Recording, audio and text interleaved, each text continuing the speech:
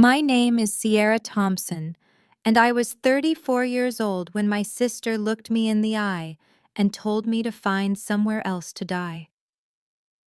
3 days after our parents' funeral, while I was still using a cane from the car accident that nearly killed me 2 years ago, Victoria stood in the doorway of the only home I had left and said those words without a single tear.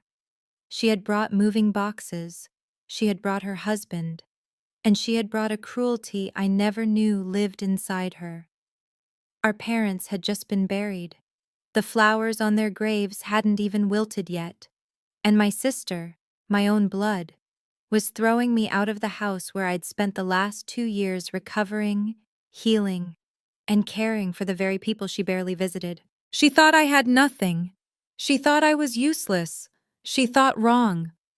Before I tell you what happened at the lawyer's office 3 days later, please take a moment to like and subscribe, but only if you truly enjoy this story. Let me know in the comments where you're watching from and what time it is there. To understand why those words cut deeper than any knife, I need to take you back to the day everything changed. 2 years before my parents died, I was a landscape architect with my own small firm in Hartford. I designed gardens for wealthy clients, restored historic estates, and had just landed a contract with the city's botanical society.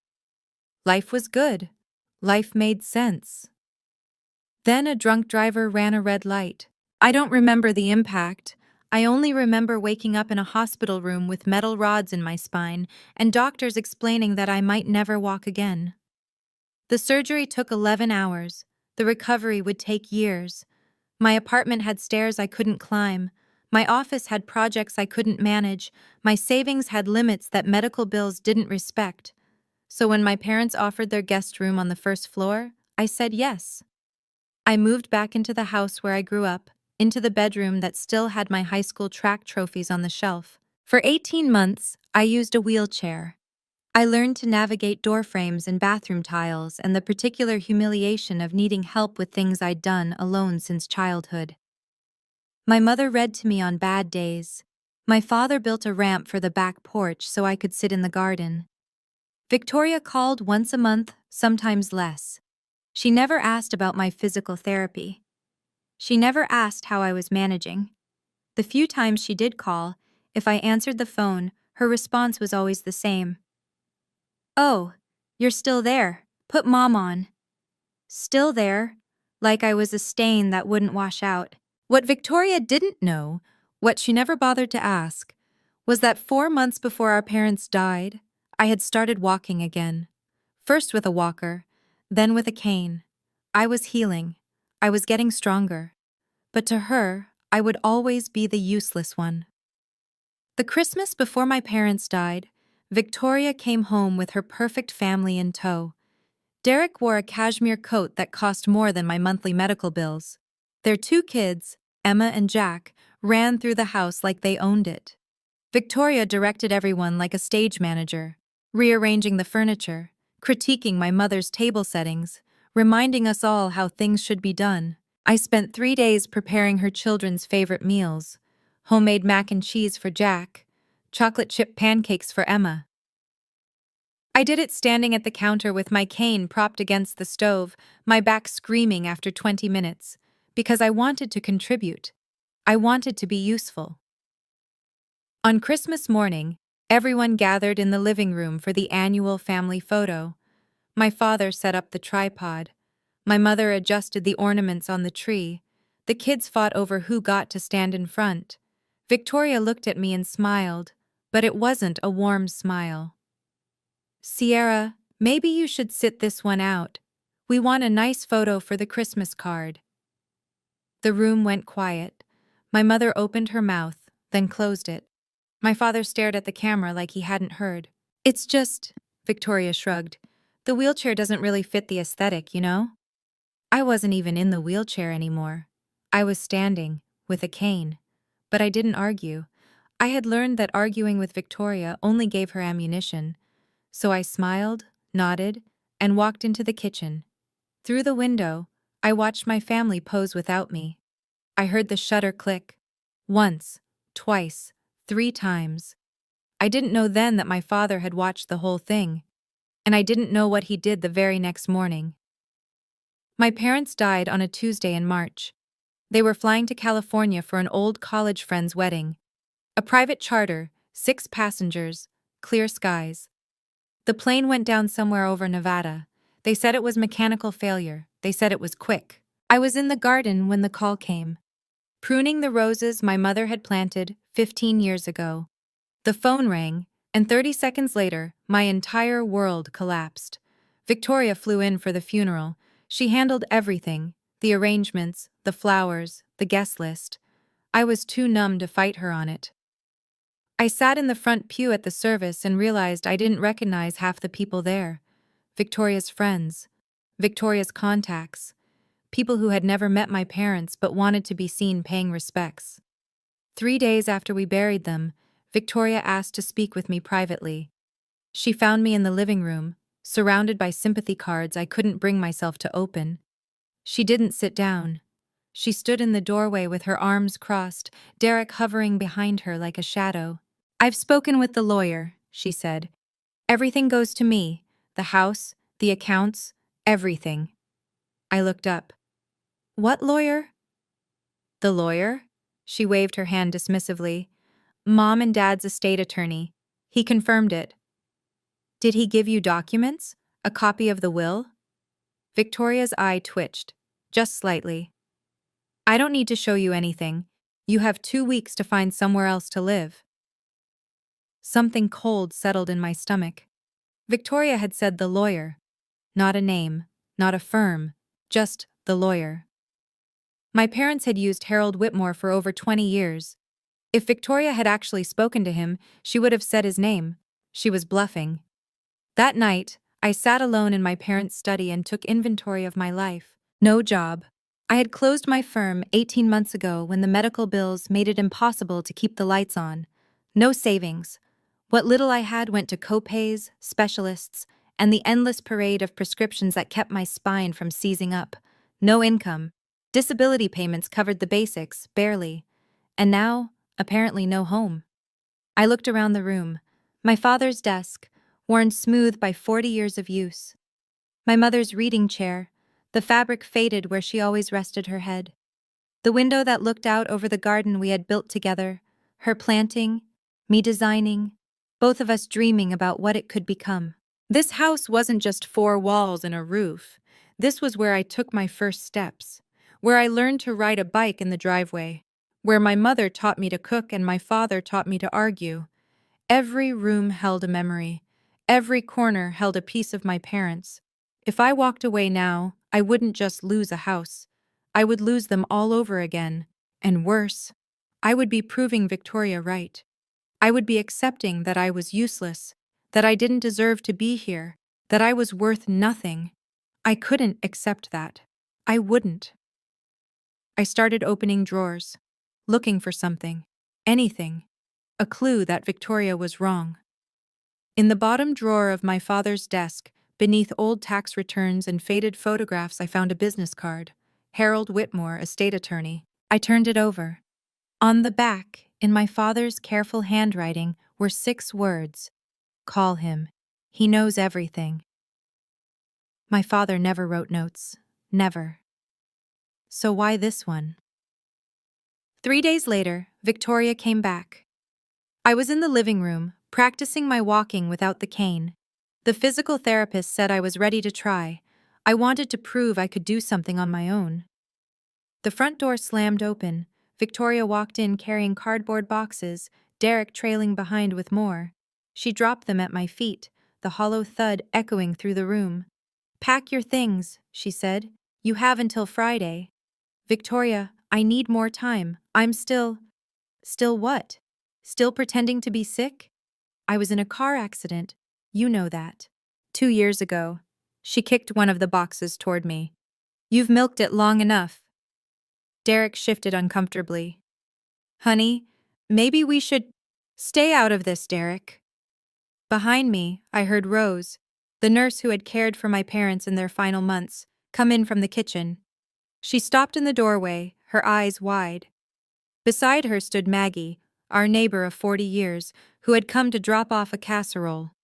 They both heard what came next. Victoria stepped closer, close enough that I could smell her perfume, something expensive and sharp. She looked at me the way you look at garbage that needs to be taken out. "Find somewhere else to die," she said. "You're useless now." The words hung in the air. Rose made a small sound. Maggie's hand went to her chest. Victoria didn't even glance at them. To her, they were invisible, unimportant, but I saw Rose do something strange. She pulled a small notebook from her pocket and wrote something down. Quick, discreet, like she was noting a patient's vitals. At the time, I didn't understand why. Later, I would. Maggie was the first to move. She stepped forward, her 70-year-old frame suddenly rigid with the kind of anger that only decades of friendship can produce. She had known my mother since before I was born. She had held me as a baby. She had watched both Thompson girls grow up, and she had clearly picked a side. "Victoria Eileen Thompson," Maggie's voice could have cut glass. "Your mother would roll in her grave if she heard you right now." Victoria turned slowly, her face arranged in polite confusion. "I'm sorry. Who invited you into this conversation?" "I've known this family 40 years, longer than you've been alive, young lady. This is family business. I was family before you learned to walk." Maggie moved to stand beside me, her hand finding my arm. "Eleanor loved both her daughters, but she wasn't blind, Victoria. None of us were." Something flickered across Victoria's face. Uncertainty, maybe, or just annoyance at being challenged. Derek stepped forward, reaching for his wife's elbow. "Vic, come on. We can discuss this later." "Don't touch me." She pulled away, her voice rising. "My mother left me in charge, not her. Not some neighbor who thinks she has a right to—" "Your mother didn't leave you in charge of anything." Maggie's words were quiet, final. "Not yet." The room went still. Victoria's jaw tightened. She looked at me, then at Maggie, then at Rose, who was still standing in the kitchen doorway with her notebook. "Fine." Victoria grabbed Derek's arm and pulled him toward the door. "Friday, Sierra. I want you out by Friday." The door slammed behind them. Maggie squeezed my arm. "Don't you worry, honey. This isn't over." I wished I could believe her. The next morning, Derek came back alone. I found him standing on the porch, hands in his pockets, looking like a man who had lost an argument with his own reflection. When I opened the door, he flinched. "Victoria doesn't know I'm here," he said quickly. "Can we talk?" I let him in. We sat in the living room, him on the edge of my mother's chair, me on the couch with my cane propped against the armrest. He wouldn't meet my eyes. "Look," he started. "About yesterday. Victoria's under a lot of pressure." "Pressure to throw her disabled sister out of her dead parents' house?" He winced. "It's not personal, Sierra. We just really need the money." I went very still. "Need? The house alone is worth—" He stopped, caught himself. "I mean, the estate should be settled quickly, for everyone's sake." "Derek." I leaned forward. "What's going on?" He was quiet for a long moment. Then, in a voice barely above a whisper, "We're in trouble. The investments I made last year, they didn't pan out. We owe a lot, more than we can cover." "How much?" He looked at the ceiling, at the floor, anywhere but at me. 400,000, give or take." The number hung between us like smoke. "The bank is threatening to take our house," he continued. "The kids' school is asking about next semester's tuition. Victoria's trying to hold everything together, but—" "Derek." Victoria's voice, sharp as a blade, came from the doorway. We both jumped. I hadn't heard her car pull up. "What are you doing here?" She grabbed his arm, her knuckles white. "Let's go, now." Derek mouthed something at me as she dragged him out. It might have been sorry. It might have been help.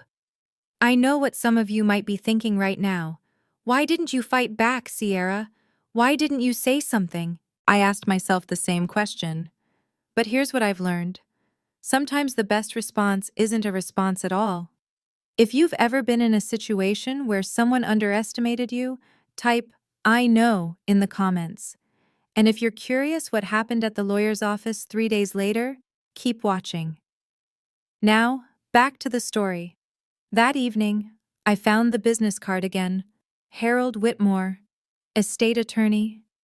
The handwriting on the back seemed to glow under the desk lamp. Call him. He knows everything. I dialed the number before I could talk myself out of it. The phone rang twice. Then a voice, deep and measured. Whitmore Law Office. Mr. Whitmore? This is Sierra Thompson, Robert and Eleanor's daughter. A pause, then warmer.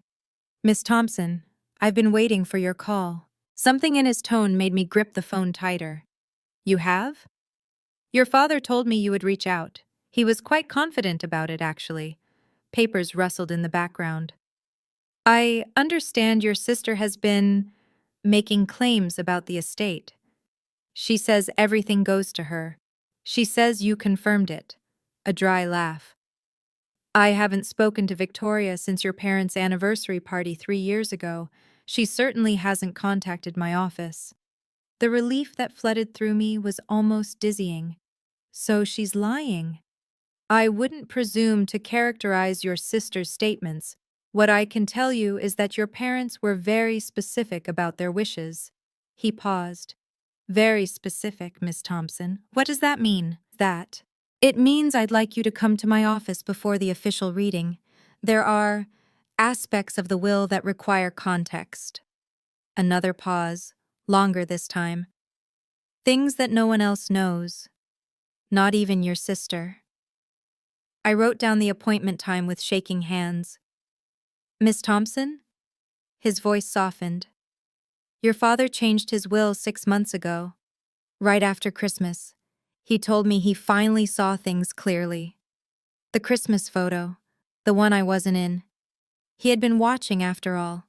The day before the official will reading, Rose came to say goodbye. She stood on the porch with a cardigan wrapped tight around her shoulders, looking smaller than I remembered. For 8 months, she had been a fixture in this house, taking my parents' vitals, managing their medications, sitting with my mother through the long nights when the pain kept her awake. Now her job was done, and she was moving on to another family, another patient, another ending. I wanted to give you something, she said. She reached into her bag and pulled out a leather-bound notebook, worn soft at the edges. I recognized it immediately. My mother's handwriting covered the visible page, her looping cursive, the way she always pressed too hard with the pen. Your mother asked me to keep this safe. Rose pressed the notebook into my hands. She said you'd need it someday. She said you'd know when. I traced my mother's initials on the cover. What's in it? Her thoughts, her days, her observations. Rose hesitated. The last few pages are about you and your sister. I didn't read them. It wasn't my place. But I think she wanted you to understand something. Understand what? Rose glanced toward the street, as if checking that we were alone. There's something else. With Mr. Whitmore. Your mother recorded a message a few months ago. A video. She met my eyes. She was very clear about when it should be played. My throat tightened. Rose, why are you telling me this? She reached out and squeezed my hand. Your mother knew, Sierra. She knew what Victoria would do, and she prepared. Rose stepped back toward her car. Your parents loved you both, but they weren't blind. The notebook felt heavy in my hands, like a promise, like a warning. Victoria organized the memorial reception like she organized everything, expensively and without consulting anyone. The restaurant was Italian, upscale, the kind of place with cloth napkins and waiters who introduced themselves by name. She had rented out the private dining room, arranged for catering, sent invitations on cream-colored cardstock with my parents' names embossed in gold. She hadn't asked me about the menu. She hadn't asked me about the guest list. She hadn't asked me anything at all. I arrived late. My taxi had gotten stuck in traffic, and walking from the parking lot with my cane took longer than I'd planned. By the time I reached the entrance of the private room, Victoria was already standing at the head of the long table, a glass of wine in her hand, giving a speech. 40 people sat before her. Aunts and uncles I barely recognized. Friends of my parents whose names I'd forgotten. Derek's business associates. Victoria's book club. A sea of faces, some grieving, most just there to be seen. Worked their whole lives for this family, Victoria was saying. Her voice carried that particular pitch she used when she wanted people to admire her. And I promise to honor that legacy, this house, this community, everything they built, I will protect it. She said this family like a claim, like a deed of ownership. I stood in the doorway, and not one person in that room acknowledged me. Mom and Dad would be so proud of what we've accomplished, Victoria continued.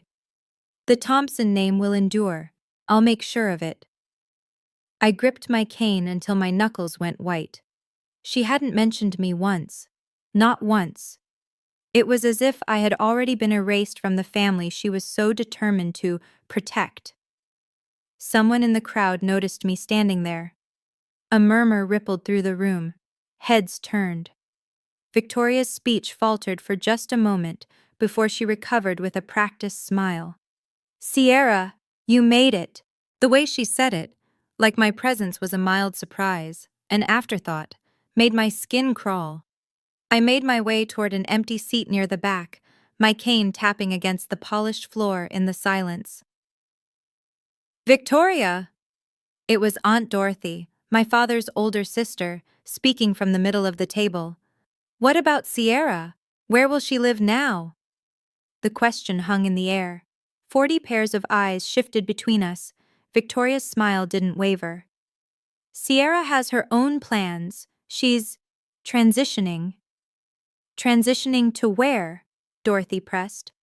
Victoria shrugged delicately. Wherever she can manage. She's always been resourceful. A few people chuckled. Small laughs, nervous laughs.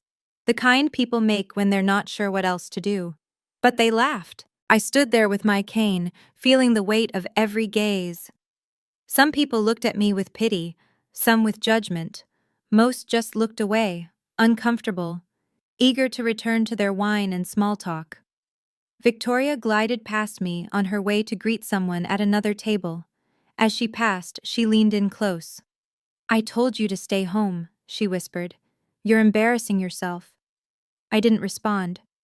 I remembered what Harold Whitmore had said when I'd visited his office that morning. Let her talk.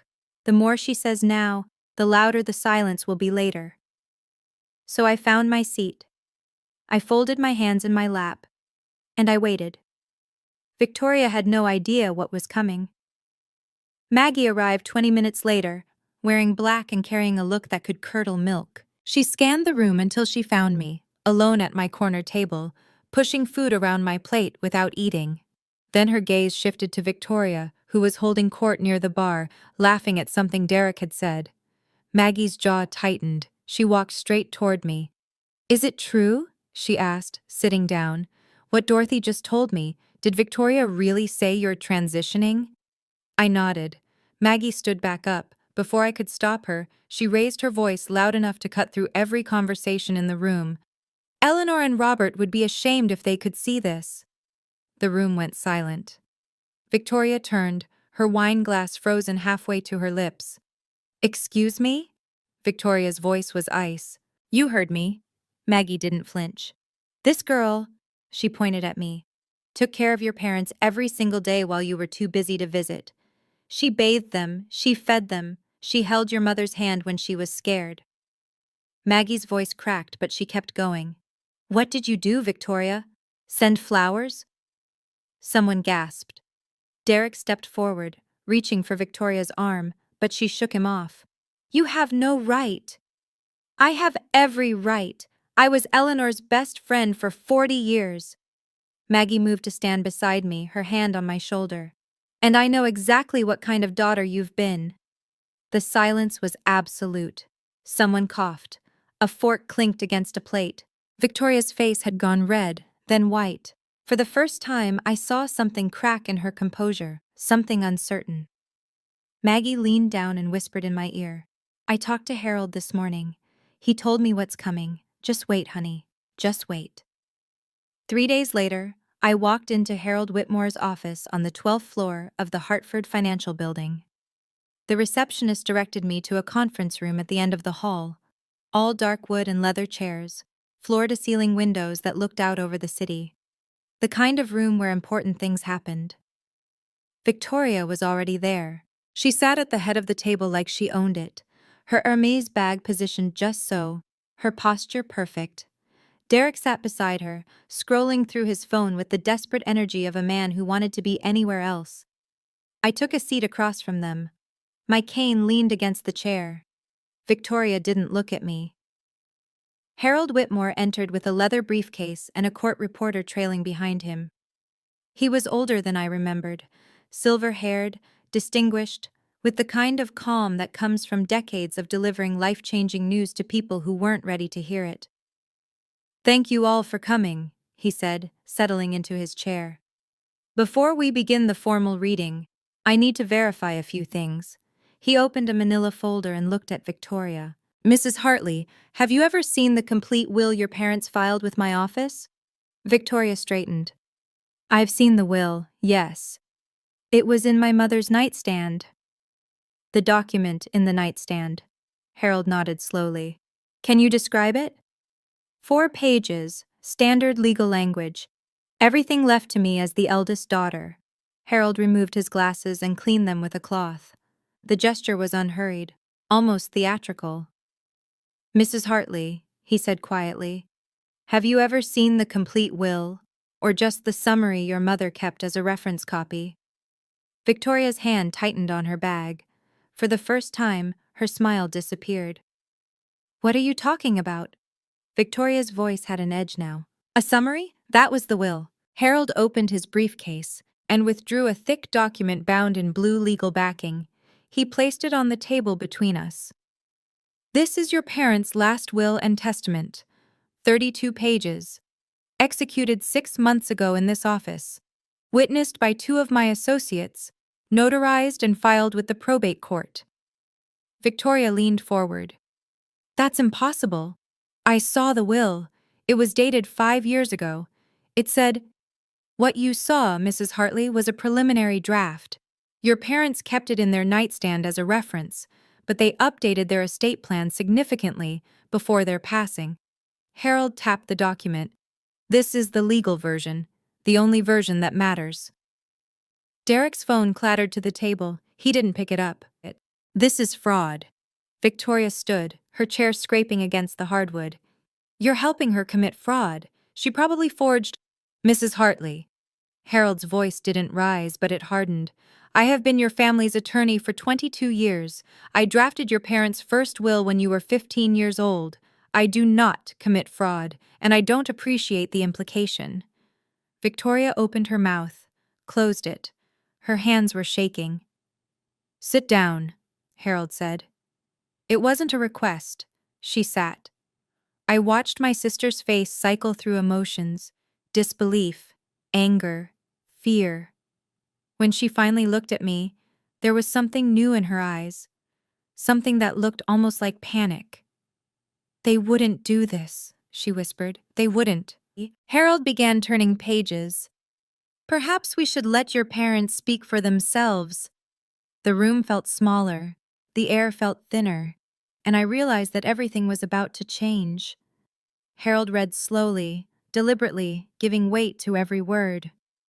"To our daughter Victoria Louise Thompson Hartley, we leave our investment portfolio, valued at approximately $14 million, to be held in a managed trust. Victoria may withdraw a maximum of $50,000 per year, with the remainder to be distributed to her children upon their 30th birthdays." Victoria made a sound like she'd been punched. "A trust?" Derek leaned forward. "What do you mean, a trust? We need that money now." Harold continued as if Derek hadn't spoken. "The document includes a letter from your parents explaining their reasoning. Shall I read it?" "Yes," I said, before Victoria could object. Harold adjusted his glasses. "We love Victoria with all our hearts, but we have watched her struggle with financial decisions throughout her adult life. We have seen money disappear into ventures that never materialized. We do not wish for our life's work to be lost within a year of our passing. The trust is not a punishment, it is protection. Victoria's face had gone from white to gray. Derek was staring at the table like he wanted it to swallow him. Now, Harold turned several pages. Regarding the family home and surrounding property valued at approximately $4 million, I stopped breathing. We leave our home to our daughter, Sierra Ann Thompson, with the condition that it may not be sold for a period of 10 years. Sierra has been our comfort and companion through our final years. She has tended our garden, held our hands, and given us peace. The house belongs to her. She has earned it. My vision blurred. Somewhere far away, Victoria was saying something, objecting, demanding. But I couldn't hear her. All I could hear was my parents' voices, reaching out from beyond the grave. "There's one more thing," Harold said. He reached into his briefcase and withdrew a USB drive. "Your parents recorded a video message to be played at this reading. They were quite insistent about it." Victoria's head snapped up. "What video? I never knew about any video." "That was the point, Mrs. Hartley." Harold connected the drive to a laptop, and a moment later, my mother's face appeared on the screen mounted on the wall. She was sitting in our living room, in her favorite chair by the window. My father stood behind her, his hand on her shoulder. They both looked tired. They both looked determined. "Girls," my mother began, "if you're watching this, it means we're gone, and it means things have unfolded the way we feared they might." My father spoke next. "Victoria, you're our firstborn. We've loved you since the moment you arrived, but love doesn't mean blindness. We've watched how you treat your sister. We've seen the way you dismiss her, diminish her, push her aside." My mother's eyes glistened. "Sierra, you are not useless. You never were. You are our quiet strength. While Victoria chased things that glittered, you stayed, you cared, you showed up." "We changed our will after Christmas," my father said. "After we watched Victoria exclude you from the family photo. After we heard her tell your mother that you were dragging us down." His voice cracked. "We weren't going to let our death become another way for you to be erased." My mother reached toward the camera. "We hope you two can reconcile. We really do. But if you can't, if Victoria continues down this path, at least Sierra will never be thrown out of her own home." The screen went dark. I couldn't see through my tears. But I heard Victoria's chair scraping back as she stood and walked out without a word. If you've ever had someone in your family finally see your worth, even if it was too late, you know exactly how Sierra felt in that moment. Type "finally" in the comments if this scene hit home for you. And for those wondering what Victoria did next, trust me, the story isn't over. The real confrontation was about to begin. But first, let me know. Do you think Victoria deserved what she got, or was it too harsh? Comment below. Now, back to the story. Victoria didn't get far. I found her in the hallway outside the conference room, leaning against the wall with her arms wrapped around herself. Derek stood a few feet away, phone pressed to his ear, speaking in urgent whispers to someone. A bank, maybe. A creditor. The people who were circling their lives like sharks. When Victoria saw me, something broke. "This isn't fair." Her voice was raw. "You don't understand.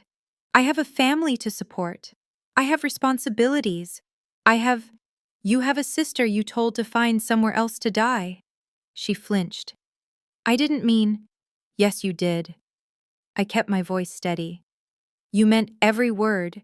You've meant every word for years. You don't know what it's like." She was crying now, mascara streaking down her cheeks. "Derek's investments collapsed. We owe $400,000. The bank is going to take our house. My children are going to lose their home, and you—" She pointed at me with a shaking finger. "You don't have anyone. You don't have kids. You don't need the money." I let her words hang in the air between us. "You're right," I said quietly. "I don't have kids. I don't have a husband. I don't have any of the things you think make a person valuable." I took a step closer. But I also didn't spend years treating my own sister like garbage. I didn't stand in our parents' house 3 days after their funeral and tell you to find somewhere else to die. Victoria's shoulders shook. For a moment, she looked like the little girl I remembered from childhood. Lost. Scared. But then I remembered all the years she made me feel worthless.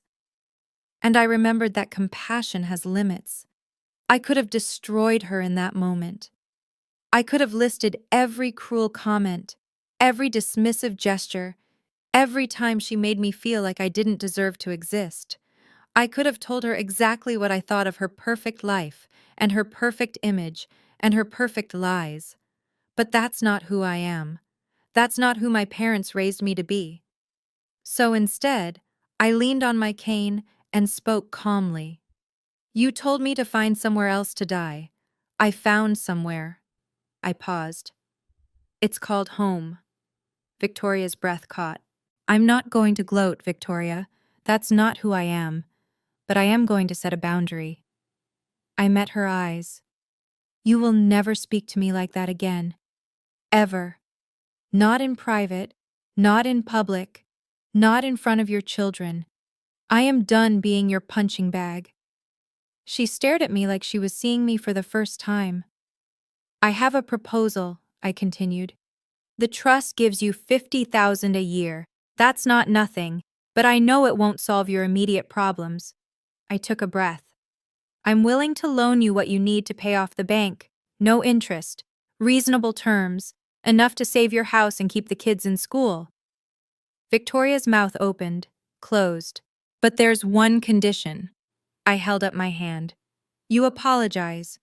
Publicly. At a family dinner. In front of everyone who was at that memorial reception. You tell them what you said to me, and you tell them you were wrong. The hallway was silent. Derek had stopped his phone call. He was staring at me like I had grown a second head. Victoria wiped her eyes. And if I don't? Then you figure it out alone. Your choice. Victoria didn't answer. She looked at Derek, who looked at the floor. Then she gathered what remained of her composure, picked up her bag, and walked toward the elevator. Derek followed without a backward glance. The doors closed behind them, and I was alone in the hallway. Harold Whitmore appeared beside me a moment later, a gentle hand on my elbow. Miss Thompson, we still have paperwork to complete. I nodded and followed him back to the conference room. The court reporter had left. The video was dark, just Harold and me, and the weight of everything that had happened. He slid documents across the table, deeds, account transfers, signature pages. I signed where he indicated, my hand trembling slightly. Your parents were proud of you, Harold said as I signed the last page. They told me so many times, your mother especially. He removed his glasses and rubbed his eyes. She said you were the only thing that made those last months bearable. I couldn't speak. She also said something else. Harold pulled a sealed envelope from his briefcase. She asked me to give you this after the reading, a letter, just for you. I took the envelope. My mother's handwriting on the front. For Sierra. When you're ready. One more thing. Harold stood and shook my hand. Your father asked me to tell you that he changed the will the day after Christmas. He said, Harold's voice caught. He said he finally understood which daughter saw them as people and which one saw them as a bank account. I walked out of that office with the deed to my childhood home, $14 million in a trust with my name on it, and a letter from my mother pressed against my heart. It didn't feel like victory. It felt like grief. 1 month later, I moved into my parents' bedroom. It felt strange at first, sleeping where they had slept, waking up to the same view of the garden that my mother had seen every morning for 30 years. But it also felt right, like they had saved a space for me. I continued my physical therapy 3 times a week. Most days, I didn't need the cane at all anymore. I was walking on my own, cooking my own meals, starting to imagine what a future might look like. The neighborhood had changed in small ways. People who had attended the memorial reception, The ones who had laughed when Victoria called me resourceful now crossed the street when they saw me. Word had spread about the will reading, about the video, about what Victoria had said, and what she had lost. They were embarrassed. Good. Victoria and Derek sold their house in Greenwich for $650,000. After paying off their debts, they had barely enough left for a security deposit on a two-bedroom apartment in a town 40 minutes away. Derek was fired from his firm when his failed investments came to light. Something about unreported losses and angry clients. He was working at a regional bank now, a fraction of his former salary. Their children had transferred from private school to public. Victoria told people it was because the public school had a better arts program. Nobody believed her. She called me once, 3 weeks after the reading. "Is your offer still available?" Her voice was flat, exhausted. "Yes. I'm not ready to apologize yet." I was quiet for a moment. "Then I'm not ready to write a check." The line went dead. But she had called. That was something. It wasn't forgiveness. But it might have been the beginning of accountability. 2 months after the reading, I finally opened my mother's diary. I had been carrying it with me since Rose gave it to me, keeping it on my nightstand, sometimes holding it while I fell asleep, but I hadn't been able to read it. The thought of hearing my mother's voice again, even through her handwriting, felt like opening a wound I wasn't sure I could close. But that night, sitting in her garden under the stars, I was ready. The entries were mundane at first: grocery lists, doctor's appointments, notes about the weather and which plants were blooming. My mother had always been a practical woman, even in her private thoughts. Then I reached the last 10 pages, about Victoria. "I love my eldest daughter, but I worry for her. She chases something she can never catch: approval, success, the appearance of perfection. I hope she finds peace someday. I hope she realizes that what she has is enough." About me. Sierra doesn't know how much she saved us. After the accident, when she moved home, I thought I was taking care of her. But she was taking care of us. Just by being here, making breakfast, reading to me, sitting with Robert in the garden, she saved us from a loneliness I didn't know we were drowning in. The last entry was dated 3 weeks before the accident. "Sierra is my mirror, patient, quiet, strong in ways nobody notices until it's too late." I should have told her more often. I should have said the words out loud instead of just writing them here.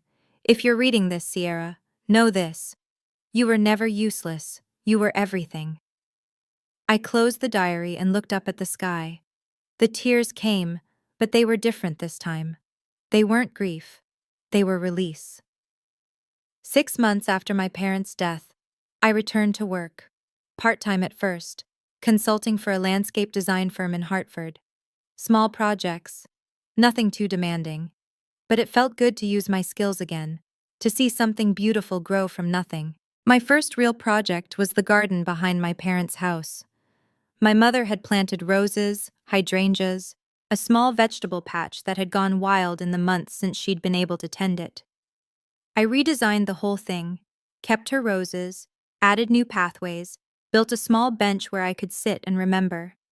It was the first thing I'd created since my accident. It wouldn't win any awards, but it was mine. It was home. Victoria sent a letter 4 months after the will reading. Not a phone call, not a visit, a letter. "I've been thinking about what you said, about what I said, about all of it. I'm not ready to apologize in front of everyone. I don't know if I'll ever be ready, but I want you to know that I'm trying to understand why I became this person. And I'm sorry, even if I can't say it out loud yet. I'm sorry." I read the letter 3 times. Then I put it in my desk drawer, next to our mother's diary and our father's business card. It wasn't the apology I'd asked for. It wasn't public. It wasn't accountability. But it was something. We weren't close after that. We probably never would be. But we could be in the same room without pretending the other didn't exist. We could exchange birthday cards. We could, maybe, build something new. My name is Sierra Thompson. I was told I was useless. I was told to find somewhere else to die. I found home instead. If Sierra's story reminded you that your worth isn't defined by what others think of you, I want to hear from you. Type "boundaries matter" in the comments if this resonated with you. And if you've ever been underestimated by your own family, share your story below. I read every single comment. If you want more stories like this, check out the video in the description. And don't forget to subscribe so you don't miss the next one. Thank you for watching.